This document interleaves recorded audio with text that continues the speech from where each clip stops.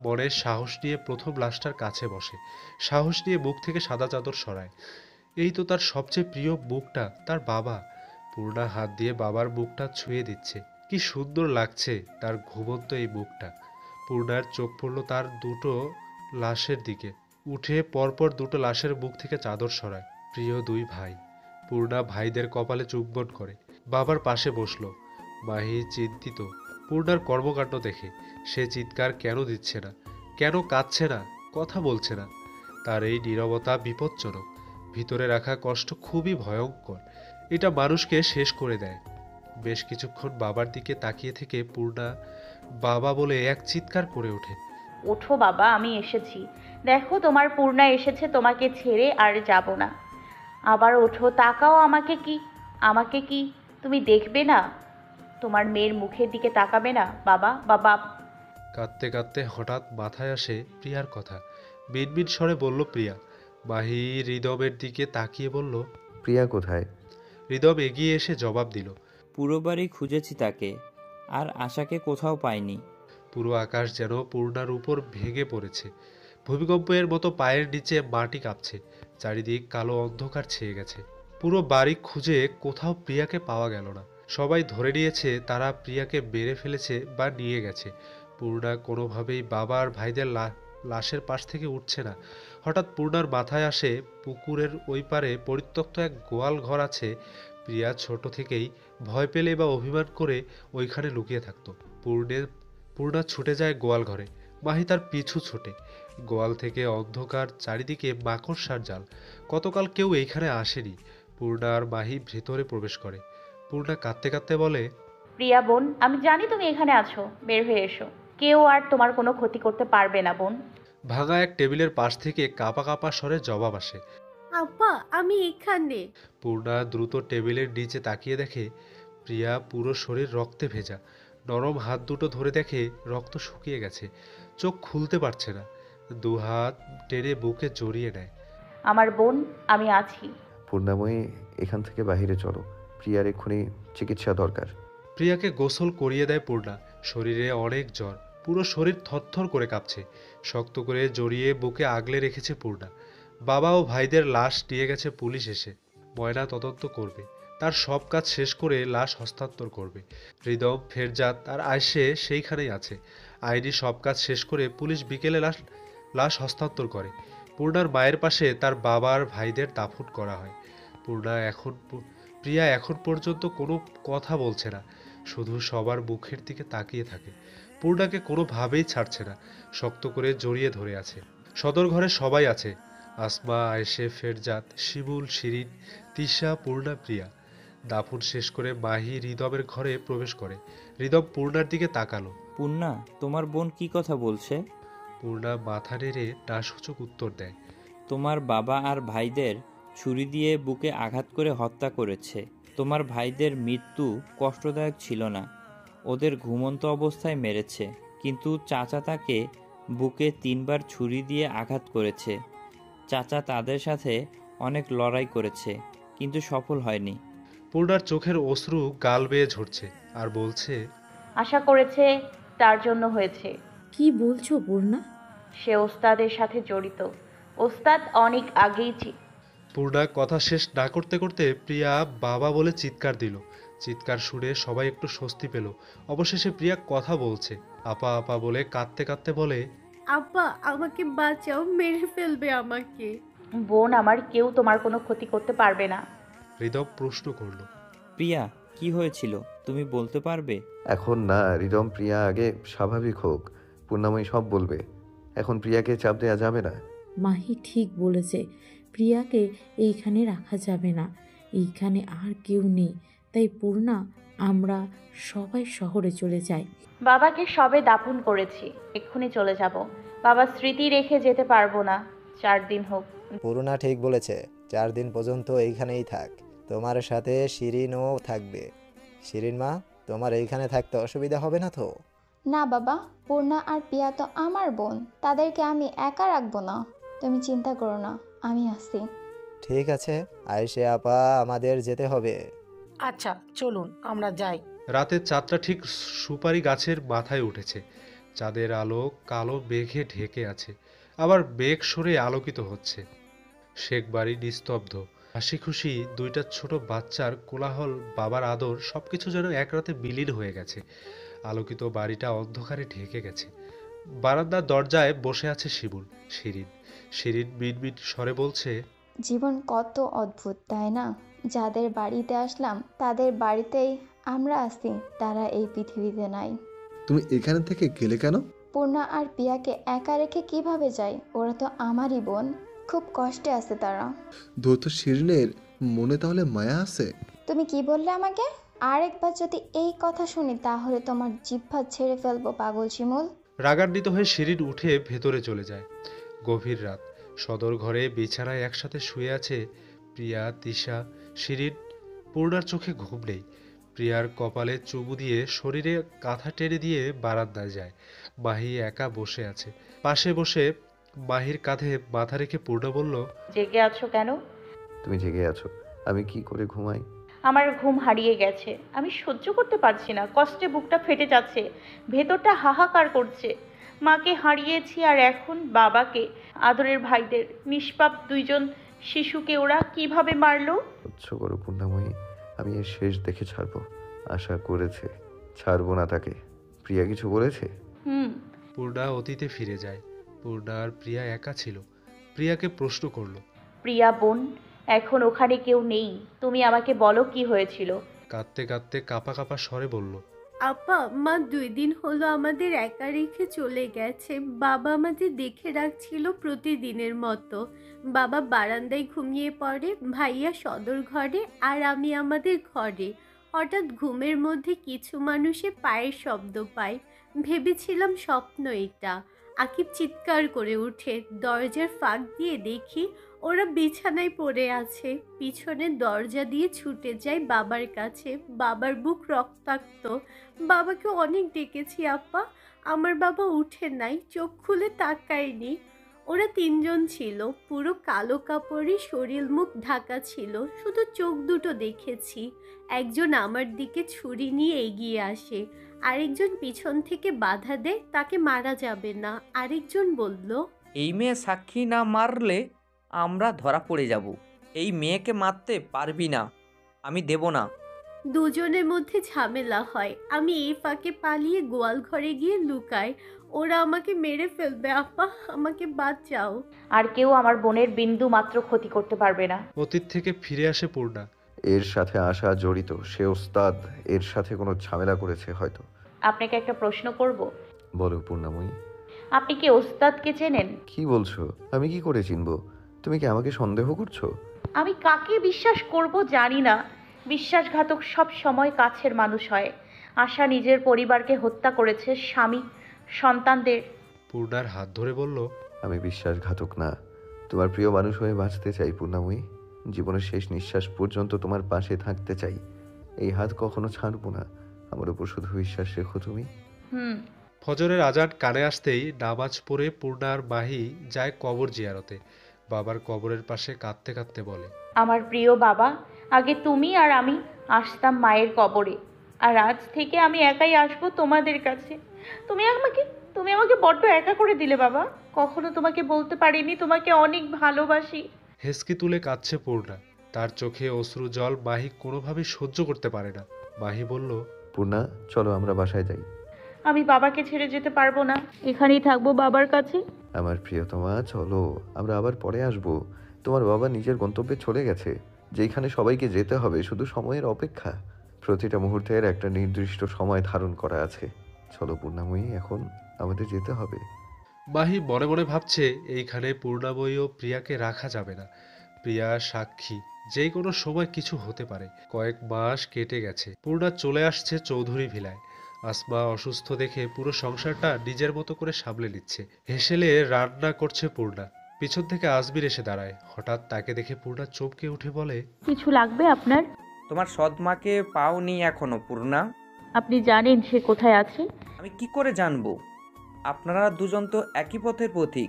আজমির ক্ষুব্ধ স্বরে বলল, বেশি বাড়াবাড়ি করো না, ঝড়ে পড়ে যাবে। আমি ভালো করেই জানি আপনি কেমন মানুষ, তাই নিজে সাবধান হন। তুমি কি বলতে চাইছো বুঝতে পারছি। জবার সাক্ষী তো তুমি। এতদিনে তোমাকে মেরে ফেলা দরকার ছিল, বাঁচিয়ে রেখেছি, কৃতজ্ঞ থাকো। তাহলে আপনিও জানতেন। তোমার কি মনে হয় মাহি তোমাকে কেন বিয়ে করেছে? সাক্ষীর মুখ বন্ধ রাখতে। পূর্ণা জোর গলায় বলল। সে আমাকে ভালোবাসে। আজমির হেসে বলল। তাই নাকি? সময় হলে দেখতে পাবি। আমি আমার স্বামীকে বিশ্বাস করি। আপনার এই সামান্য কথায় আমার স্বামীর প্রতি অবিশ্বাস তৈরি হবে না। এখন সামনে থেকে যান। আজমির তীক্ষ্ণ দৃষ্টিতে কয়েক সেকেন্ড তাকিয়ে চলে যায়। পূর্ণা গোপনে শ্বাস ছাড়ে। জানালার পাশে দাঁড়িয়ে গম্ভীর চিন্তায় মগ্ন হয়ে আছে পূর্ণা। পিছন থেকে মাহি তাকে জড়িয়ে ধরে বলল। পূর্ণাময়ী, হুম, খুব ক্লান্ত লাগছে? কিছুটা। প্রিয়ার খোঁজ নিয়েছেন? কেমন আছে তারা? ভালো আছে। জাফর, হাসান, রিদম আছে তাদের সাথে, চিন্তা করো না তুমি। শিরিন ওইখানে থাকছে ভাবা যায়? হ্যাঁ, আমার বোনের এত পরিবর্তন, সবকিছু পূর্ণাময়ীর জন্য। আমি কি করলাম? পূর্ণাময়ীর ছোঁয়ায় সব পরিবর্তন হয়ে যায়। পূর্ণা মুচকি হেসে বলল। ভালোবাসাই পারে সবকিছু পরিবর্তন করতে। সেটা আমি বিশ্বাস করি আমার প্রিয়তমা। হিমেল হাওয়া বইছে। পূর্ণা তাদের ঘরের উত্তরে জানালার পাশে হেলান দিয়ে দাঁড়িয়ে দেখছে তাদের বাড়ির পাশে দুর্গের দিকে। কি সুন্দর কারুকাজ করা, নিখুঁতভাবে তৈরি। প্রায় দেখা যায় দুর্গের ভেতরে কাউকে যেতে। পূর্ণার মনে হাজারটা প্রশ্ন। পরিত্যক্ত এই দুর্গের ভিতরে কিছু লোককে দেখা যায়, আবার নিজেকে এই বলে সান্ত্বনা দেয় হয়তো এলাকার ছেলেপেলেরা যায়। কলিং বেলের শব্দে চমকে ওঠে পূর্ণা। ব্যস্ত পায়ে এগিয়ে গিয়ে দরজা খুলে পূর্ণাকে কিছু বলার সুযোগ না দিয়ে প্রিয়া অশ্রু চোখে আপা বলে কাঁদতে কাঁদতে জড়িয়ে ধরে বলল। পূর্ণা বোনের কান্না দেখে নিজেকে সামলাতে পারছে না। বুকের ভিতর হাহাকার করছে। চিৎকার দিয়ে কাঁদতে ইচ্ছা করছে, কিন্তু পারছে না। নিজেকে সামলে নিয়ে প্রিয়াকে বলে। এত কান্নার কি আছে? আমার সামনে তুই কাঁদবি না। তোর চোখের জল আমার সহ্য হয় না। তুই কি জানিস না? আর কাঁদবো না আপা, এই দেখো চোখের জল মুছে নিলাম। ঠিক আছে লক্ষ্মী বোন। ফেরজাদ আসমাকে ধরে সিঁড়ি দিয়ে নিচে নামাচ্ছে। আসমাকে দেখে এগিয়ে গিয়ে হাত ধরে নামতে সাহায্য করলো পূর্ণা। চেয়ার টেনে বসতে দিয়ে বলল। আচ্ছা আপনি বসুন। মাহি কোথায়? পূর্ণা কাজে গিয়েছে বাবা। ফেরজাদ নরম স্বরে বলল। একজন নারী পারে যত্ন ভালোবাসা দিয়ে সব কিছু পরিবর্তন করে দিতে। প্রিয়া, তুমি এখন থেকে এইখানেই থাকবে মা, আমার মেয়ে হয়ে। ক্ষমা করবেন বাবা, প্রিয়া এখন থেকে আয়শে খালার আশ্রমে থাকবে। কি বলছো তুমি পূর্ণামা? ও এইখানেই থাকবে? প্রিয়া ওইখানে থাকলে আয়শে খালার জন্যও ভালো হয়। ঠিক আছে, তোমাদের যেইভাবে ইচ্ছে। আসমা, আমি বাইরে যাচ্ছি, কাল ফিরবো। নিজের এবং মেয়েদের যত্ন নিও। আসমা নরম স্বরে বলল। ঠিক আছে, সাবধানে থাকবে। রাত প্রায় গভীর হয়ে আসছে। মাহি এখনও বাড়ি ফেরেনি। মাঝে মাঝে কাজের চাপ বেশি থাকলে ফিরতে রাত হয়। যতক্ষণ মাহি না আসবে প্রিয়া পূর্ণার সাথেই থাকবে। দীর্ঘ সময় পর বোনকে কাছে পেয়েছে। বাবা আর ভাইদের হারিয়েছে 3 মাস কেটে গেল। আসমা অসুস্থ হয়ে যাওয়ার কারণে পূর্ণা চলে আসছে। প্রিয়ার পরীক্ষার জন্য ওইখানে ছিল শিরিন, তিশা আর হাসান। সবসময় সাথে ছিল। প্রতিটা মুহূর্ত প্রিয়াকে দেখে রেখেছে। তাদের ঋণ কিভাবে শোধ করবে? 2 বোন সেই পুরনো দিনের মতো বিছানায় শুয়ে গল্প করছে। কত কথা জমে আছে তাদের। প্রিয়ার হাজারটা প্রশ্ন। পূর্ণ প্রশ্নের উত্তর দিতে দিতে ক্লান্ত স্বরে বলল। এবার থাম প্রিয়া, এত কথা বলে। আপা, মাহি ভাইয়াকে তুমি কিভাবে বদলে দিলে? সে চাকরি করছে, এটাই তো ভাবতে পারছি না কিভাবে সম্ভব। আমরা মানুষের উপরটাই দেখি, মনটা দেখে বিচার করি না। সব সময় চোখের দেখা সত্যি হয় না, তাই আমাদের উচিত মনের চোখ দিয়ে দেখা। এই দেখা কখনো ভুল হতে পারে না। ভাইকে ভালোবাসো আপা? ভালোবাসা কি আমি জানি না, তবে তাকে আমি হৃদয়ের গভীর থেকে অনুভব করি। যার উপস্থিতি আমাকে শান্তি দেয়, তাকে জড়িয়ে ধরলে আমার দুঃখের অবসান ঘটে। আচ্ছা আপা, হাসান ভাই কি ভালো ছেলে? অবাক দৃষ্টিতে প্রিয়ার দিকে তাকিয়ে বলল পূর্ণা। কথায় কথায় এত হাসান হাসান করেন কেন? এমনি আপা, আমাদের জন্য সে অনেক কষ্ট করেছে, তার কাছে ঋণী আমরা। ঠিক আছে বোন আমার, পরে ঋণ শোধ করে দিও। এখন পাকা পাকা কথা না বলে ঘুমাও। ভাইয়া যখন আসবে ডেকে দিবে, এখন আমরা একসাথেই ঘুমাই। বলে পূর্ণাকে জড়িয়ে ধরে ঘুমায় প্রিয়া। ঘণ্টাখানিক পর মাহি আসে। পূর্ণা ও প্রিয়া ঘুমিয়ে পড়ায় তাদের আর ডাকেনি। চলে যায় হাসানের ঘরে ঘুমাতে। হাসান এখনও জেগে আছে। দরজার সামনে দাঁড়িয়ে মাহি বলল। আমি কি তোমার সাথে ঘুমোতে পারি? হ্যাঁ ভাই, এসো। তুমি এখনো জেগে আছো কেন? এক অদ্ভুত মায়া মানুষের ঘুম কেড়ে নেয়। তুমি কি প্রেমে পড়েছো ভাই? হাসান লজ্জা পেয়ে মুচকি হেসে বলল, হয়তো। মেয়েটা কে ভাই? থাকুক না কিছু অজানা, আমার হৃদয়ে থাকুক গোপনে সেই সুন্দরী প্রেয়সীর পরিচয়। মাহি হেসে বলল, প্রেম মানুষকে বদলে দেয়, নতুন করে বাঁচতে শেখায়। সবার জীবনে প্রেম আসে না ভাই। কেন হাসান, প্রেয়সী কি তোমাকে ভালোবাসে না? কালো খাটো ছেলেকে কি সুন্দরী কোনো মেয়ে ভালোবাসবে? কেন ভালোবাসবে না? ভালোবাসা আসে মন থেকে, রূপ দেখে নয়। আমি পূর্ণাময়ীর চোখ দুটো যখন প্রথম দেখি, আমার হৃদয়ের স্পন্দন থমকে গিয়েছিল। যেদিন কণ্ঠস্বর শুনলাম, হৃদয়ের স্পন্দন ভূমিকম্পের রূপ নিল, দমকা হওয়ার মতো সব কিছু উল্টাপাল্টা করে দিল। সত্যি তোমাদের ভালোবাসার গল্পটা অদ্ভুত। হাসানের দিকে তাকিয়ে মৃদু হেসে বিছানায় শুয়ে পড়ে। সময় সকাল। আয়নার সামনে দাঁড়িয়ে কালো রঙের শাড়ি, হালকা গহনা, চোখে কাজল দিচ্ছে পূর্ণা। মাহি পিছন থেকে বলল, আমাকে অপূর্ব লাগছে প্রিয়তমা পূর্ণাময়ী। পূর্ণা হেসে বলল, আপনাকেও সুন্দর লাগছে। আমি খুব আনন্দিত, কতদিন পর সবার সাথে দেখা হচ্ছে। প্রিয়া আমার কাছে 2 দিন থেকে চলে গেছে আয়েশে খালার কাছে। শিমুল ভাই তাদের খুব মনে পড়ে। একটু পর তো তাদের দেখতে পাবে। মাহি টেবিল থেকে চুড়ি নিয়ে পূর্ণার হাতে পরিয়ে দিয়ে বলে, নারীর হাত চুরি ছাড়া অসম্পূর্ণ। দেরি হয়ে যাচ্ছে, চলো বের হই। আচ্ছা। আশ্রমের মেয়ে ফাতেমায়ের বিয়ে। বেটা রূপে গুণে লক্ষ্মী। 3 মাস বয়সে রাস্তার মধ্যে তাকে পেয়েছিল। তারপর থেকে আশ্রমে বড় হয়েছে, পড়ালেখা করেছে। ভালো এক পাত্রের সাথে বিয়ে হচ্ছে। এই আশ্রমে থাকা প্রতিটি মানুষেরই জীবনেই অন্ধকার দূর করে আলোকিত করেছে একজন বাঘিনী আয়েশে। বিয়ের পর্ব শুরু হয়েছে। লাল বেনারসিতে অসম্ভব সুন্দর লাগছে কনেকে। কাজী কনেকে কবুল বলতে বলছে। অনেকক্ষণ ফাতেমা মাথা নিচু করে চুপ করে আছে। মাহি ফিসফিস করে পূর্ণার কানে বলে, মেয়েরা কবুল বলতে এত লজ্জা পায় কেন? লজ্জা পায় না, সময় নেয়। 3 বার কবুল, এই 3টা শব্দে মেয়েদের জীবন বদলে যায়। নিজের আপনজনদের ছেড়ে এক পুরুষের অধীনে চলে যেতে হয়, তাকে আপন করে নিতে হয়, এটাই মেয়েদের জীবন। তুমি তো সময় নাওনি পূর্ণাময়ী, আমাকে খুন করার জন্য তাড়াতাড়ি বলে দিয়েছিলে। আপনি কি আমাকে রাগান্বিত করতে চাইছেন? এখন রাগ করো না, সবাই আছে, সবার সামনে আদর করে রাগ ভাঙাতে পারবো না। হয়েছে, থামুন, কেউ শুনতে পাবে। কোনো সুযোগ হাতছাড়া করেন না। বিয়ের পর্ব শেষ। করে বিদায়ের পালা। ফাতেমা কান্না করছে। তাকে দেখে পূর্ণার মনে পড়ে তার বিদায়ের কথা। বাবাকে ছেড়ে যেতে হয়েছে, আর আজ বাবা নেই। ভাবতে ভাবতে চোখের এক কোণে অশ্রু গড়িয়ে পড়ল। প্রিয়া খেয়াল করলো পূর্ণার চোখে অশ্রু, বোনকে জড়িয়ে ধরল। আপা কান্না করো না, আমি কষ্ট পাই। প্রিয়া, তোকে যে এভাবেই বিদায় দিতে হবে? আপা এসব বললো না, আমি কোথাও যাব না তোমাকে ছেড়ে। তাই নাকি? তুই কি বিয়ে করবি না? করব না। কথা বলতে বলতে পূর্ণার চোখ যায় আসমিরের দিকে। নেতিবাচক দৃষ্টিতে প্রিয়ার দিকে তাকিয়ে আছে। এইরকম ভাবে অনেকবার তাকিয়েছে। পূর্ণা বিষয়টা লক্ষ্য করেছে। এইবার আর তাকে ছাড় দেওয়া যাবে না। আজমিরকে কিছু বলতেই হবে। পূর্ণাকে দেখে আজমির দোতলায় বারান্দায় চলে যায়। পূর্ণা তার পিছনে যায়। আজমির হাসি দিয়ে বলে, পূর্ণা, তুমি আমার পিছন পিছন কেন এসেছো? সাবধান করতে, আমার বোন থেকে দূরে থাকবে। ওর দিকে তাকাতেও যেন আপনাকে না দেখি। তোমার সুন্দরী বোনের দিকে তাকালে কি করবে? চোখ তুলে ফেলবো। আজমির ক্ষুব্ধ স্বরে বলল, তো সাহস হয়নি তোমার? যখন করব দেখতে পারবেন। বেশি বাড়াবাড়ি করবেন না, তাহলে কারাগারে থাকতে হবে। তুমি আমাকে কারাগারে রাখবে, মজা পেলাম। ভুলে যাবেন না, এখনো পুলিশ জবার খুনিকে খুঁজছে। পূর্ণা বলেই দ্রুত পায়ে চলে যায়। আজমির তীক্ষ্ণ দৃষ্টিতে তাকিয়ে থাকে আর বলে, অনেক জোর বেড়েছে তোমার। মাহি ও তোমাকে আমার হাত থেকে বাঁচাতে পারবে না পূর্ণা। বিয়ের সব কাজ শেষ করতে একটু দেরি হয়ে গেল। হাসান আর শিরিন বিকেলে বাসায় চলে গেছে। রাত প্রায় 10টা নাগাদ। জ্যোৎস্না রাত। মৃদু বাতাস বইছে। চারিদিকে নিস্তব্ধ। আশ্রম থেকে চৌধুরী ভিলা বেশি দূরে নয়। পূর্ণা মাহি হাতে হাত ধরে হাঁটছে।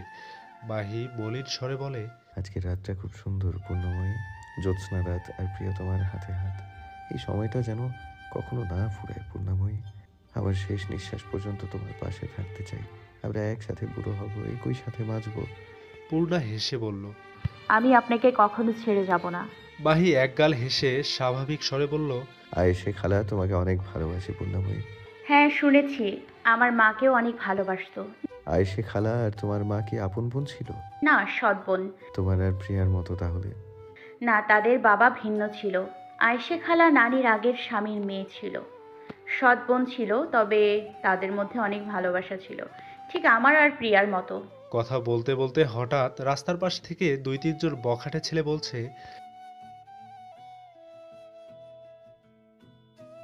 মাহি রাগান্বিত হয়ে তাদের দিকে এগিয়ে যাচ্ছিল। পূর্ণা আটকায়, বলল, থামেন, যেতে হবে না, বাদ দিন। আচ্ছা চলো। চৌধুরী ভিলা সদর দরজার সামনে চলে আসছে। মাহি পূর্ণাকে বলে, তুমি ভেতরে যাও, আমি আসছি। কোথায় যাবেন? একটু কাজ আছে। ওদেরকে মারতে যাচ্ছেন না তো? না না, যাবো না, ভয় পেও না। ঠিক আছে, তাহলে আপনার সাথে মোহন দাদা যাবে। মোহন দাদা, এদিকে আসুন। মদনমোহন ফেরজাদের সহকারী চৌধুরী ভিলা সবকিছু তার দায়িত্বে থাকে। মোহন এসে বলল, কি হয়েছে ভাবি? আপনি তার সাথে যান, দেখবেন কোনো ঝামেলাই যেন না জড়ায়। ঠিক আছে। হয়েছে পূর্ণাময়ী, এবার তুমি ভেতরে যাও। যাচ্ছি তো। তুমি ভেতরে না যাওয়া পর্যন্ত আমি এইখানে থাকবো, আর আমি না আসা পর্যন্ত শিরিনের সাথে থাকবে। ঠিক আছে। পূর্ণা ভিতরে চলে যায়। মাহি ততক্ষণ তার দিকে তাকিয়ে থাকে, তারপর ক্ষুব্ধ স্বরে বলল, আমার বউয়ের দিকে চোখ তুলে তাকানো এবার তোদের বুঝাবো। মাহি ক্ষুব্ধ হয়ে একজন ছেলেকে থাপ্পড় মেরে ফেলে দিল। অন্যজন মাহির উপর আক্রমণ করে, তাকে লাথি মেরে মাটিতে ফেলে বুকের উপর পা দিয়ে বলল, আর কখনো আমার পূর্ণাময়ীর দিকে চোখ তুলে তাকাবি না। যদি ওর দিকে তাকাতে দেখি তোদেরকে মাটিতে পুঁতে ফেলবো। তুই বলেছিস না সুন্দরী পরী, ওই পরী তোদের বোন হয়। বল কি হয় তোদের? হ্যাঁ, ভালো করে মনে রাখবি। মোহন মাহিকে ছাড়ানোর জন্য টানছে। মাহি, ছেড়ে দাও, মরে যাবে তো। শিক্ষা হয়েছে, চলো আমরা যাই।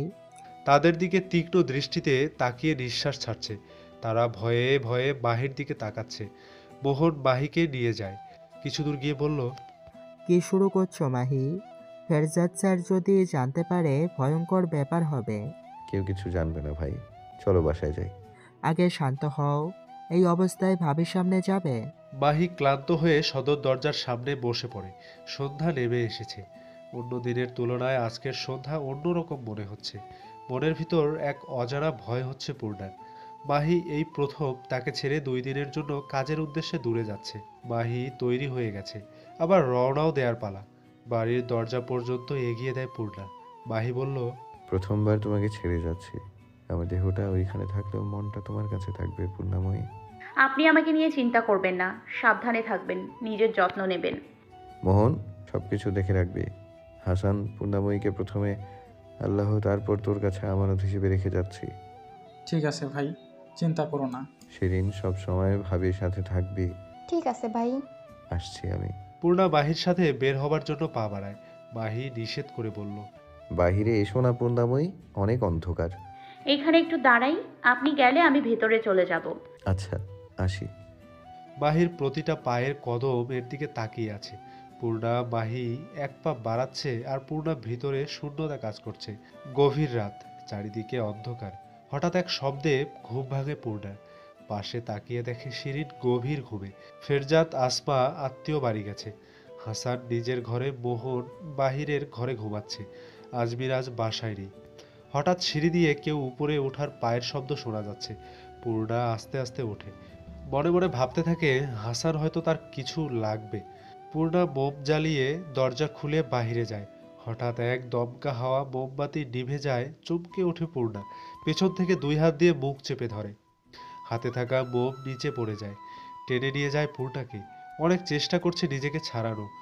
দুর্গের ভিতরে এক অন্ধকার ঘরে নিয়ে ছুঁড়ে ফেলে দরজা বন্ধ করে দেয়। পূর্ণা চিৎকার করে দরজা ধাক্কায় আর বলে, দরজা খোলেন, আমাকে যেতে দিন। আমাকে কেন আটকে রাখলেন? যেতে দিন আমাকে। অন্ধকার চারিদিকে তাকিয়ে আছে। তার মধ্যে একটা ম্যাচের কাঠি জ্বলে উঠল। 2টো ভয়ঙ্কর চোখ পূর্ণার দিকে তাকিয়ে আছে। পূর্ণা তাকে চিনতে পেরে কাপা কণ্ঠে বলল, আজমির। আজমির তীক্ষ্ণ দৃষ্টি পূর্ণার মাথা থেকে পা পর্যন্ত পলক করলো। ক্ষুব্ধ স্বরে বলল, আমার হাত থেকে কে তোকে রক্ষা করবে পূর্ণা? বলতে বলতে পূর্ণার দিকে এগিয়ে পূর্ণার গালে থাপ্পড় মেরে মাটিতে ফেলে দেয়। পূর্ণার চুলের মুঠি ধরে দেয়ালের সাথে ধাক্কা মারে অনেকবার, আর বলতে থাকে, আমাকে হুমকি দিয়েছিলি, জবাকে মেরেছি, তাই কারাগারে যাব। জবা তো মরে গেছে, আবার তুইও মরবি। পূর্ণা মাথা ফেটে রক্ত ঝরছে। তারপর মাটিতে ফেলে দিয়ে শরীরের সমস্ত শক্তি দিয়ে গলায় পা দিয়ে চেপে ধরে রাখে। পূর্ণা 2 হাত দিয়ে ছাড়ানোর চেষ্টা করছে, আর কাপা কাপা স্বরে বলছে, মাহি মাহি। কোথায় তোর মাহি? মাহি এসে তোর লাশ পাবে। পূর্ণার নিঃশ্বাস বন্ধ হয়ে আসছে, বুক দিয়ে রক্ত বের হচ্ছে। আজমির পা সরিয়ে নেয়, কাশতে কাশতে বিড়বিড় স্বরে বলে, আমাকে মেরো না আজমির, আমি গর্ভবতী। আমার সন্তানকে মেরো না। বলতে বলতে পূর্ণার চোখ বন্ধ করে ফেলে। আজমির হাত দিয়ে নিঃশ্বাস দেখে ভয়ে ভয়ে বলে, শেষ তুই পূর্ণা, তোর গল্প এখানেই শেষ, তোর নিষ্পাপ সন্তানের সাথে। সকালে চৌধুরী ভিলায় উঠানে সাদা কাফন মোড়ানো লাশ রাখা হয়। মোহন আর হাসান দুর্গ থেকে দেহটা বের করে আনে। শিরিন আর হাসান লাশটার পাশে বসে কাঁদছে। সময় কারো জন্য অপেক্ষা করে না, সময় তার নিজের গতিতে চলে।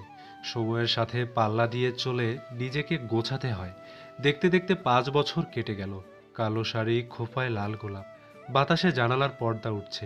চেয়ারে বসে খাতায় লিখছে এক রানী। আমি